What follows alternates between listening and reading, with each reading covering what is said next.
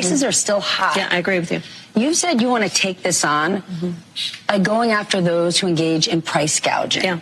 But as somebody who supports free markets, who's a capitalist, how do you go after price gouging without implementing price controls? Because once we get in this zone, people start to get worried and they say, I don't know what she stands for.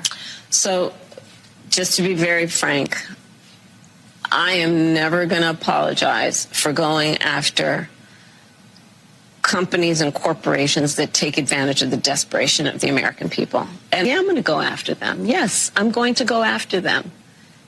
And that is part of a much more comprehensive plan on what we can do to bring down the cost of living, including housing, including the everyday needs of the American people. There's really no, that's not an answer to the question, really. She just pivots to like, I'm never going to apologize for doing the things we need to do the good things. Yeah, and just reminding you that fixing grocery prices is price controls.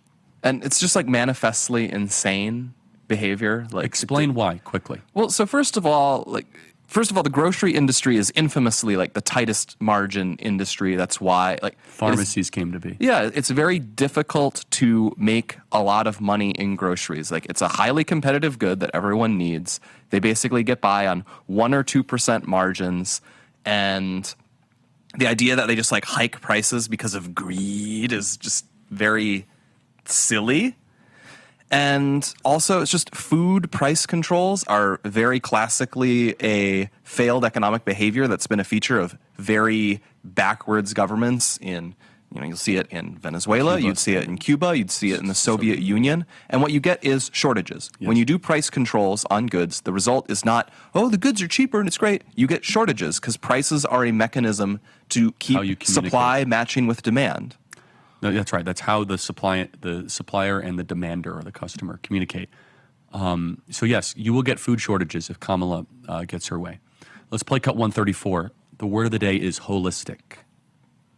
Some of the work is going to be through what we do in terms of giving benefits and assistance to state and local governments around transit dollars, and looking holistically at the connection between that and housing, and looking holistically at the incentives we in the federal government can create for local and state governments to actually engage in planning in a holistic manner that includes prioritizing affordable housing for working people.